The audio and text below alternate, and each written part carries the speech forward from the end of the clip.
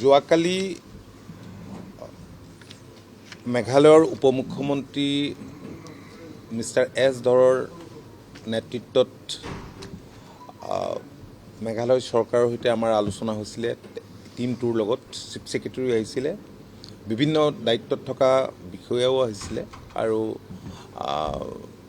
আমাৰ সৈতেও আমাৰ চিফ ছেক্ৰেটাৰী আৰু বহু কেইগৰাকী প্ৰশাসনীয় বিষয়া উপস্থিত আছিলে। Additional chief secretary home, police commissioner, IGP, ADGP। তাৰপিছতেই আমি যৌথ এখন সংবাদমেল আহ্বান কৰিছিলোঁ। সংবাদমেলত সকলো কথা বিৱৰি কোৱা হৈছিলে। তাৰপিছত মই নিজে যোৰাবাটলৈ গৈ কমিশ্যনাৰ পুলিচো উপস্থিত আছিলে সেই সময়ত, প্ৰতিবাদকাৰীসকলৰ লগত, সংগঠনৰ নেতৃত্বৰ লগত মত বিনিময় কৰিছিলোঁ। যোৱা দিনবিলাকত তেওঁলোকে সন্মুখীন হোৱা সমস্যাবিলাকৰ কথাও কৈছে আৰু ভৱিষ্যতে কি কৰিব লাগিব সেই বিষয়েও তেওঁলোকে যোৱাকালি আমাক মতামত দিছিল। তথাপি আজি আমি পুনৰ আলোচনা কৰিলোঁ। এটা সংগঠন নহয়, 14টা সংগঠন আজি ইয়াত আহিছিল। তেওঁলোকে ক'লে যে অতীততো এনেবোৰ ঘটনা সংঘটিত হৈছিল, ভৱিষ্যতে যাতে নহয় সেইটো এনচিয়'ৰ কৰিব লাগে আৰু কালি আমি যি পদক্ষেপ ল'লোঁ এই পদক্ষেপক তেওঁলোকে আদৰণি জনাইছে। পুৱাৰ ভাগত মই মেঘালয়ৰ উপমুখ্যমন্ত্ৰী এছ ধৰ ডাঙৰীয়াৰ সৈতে কথা বতৰা পাতিছিলোঁ।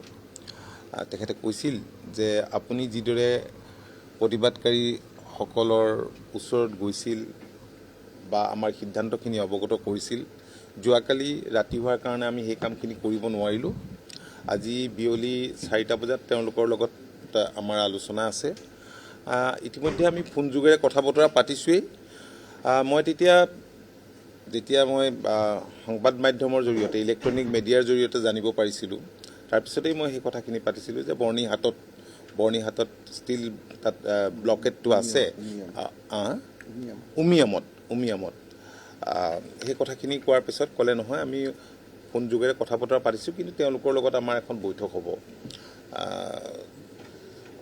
এতিয়া খন্তেক আগতে আমাৰ মাননীয় মুখ্যমন্ত্ৰী ডক্টৰ হিমন্ত বিশ্ব শৰ্মা ডাঙৰীয়াৰ লগতো আমি যোগাযোগ কৰিলোঁ।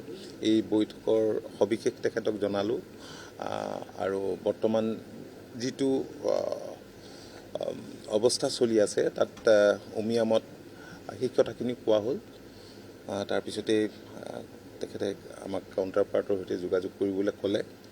তো মই খৰখেদাকে আকৌ ডেপুটি CMক নাপাই মুখ্যমন্ত্ৰী ডাঙৰীয়াৰ লগতেই যোগাযোগ কৰিলোঁ। মেঘালয়ৰ কৈছে যে আলোচনা চলি আছে, তো হৈ যাব, আমি 1 ঘণ্টাৰ ভিতৰতে আমি গোটেই কথাখিনি ঠিক কৰিব পাৰিম।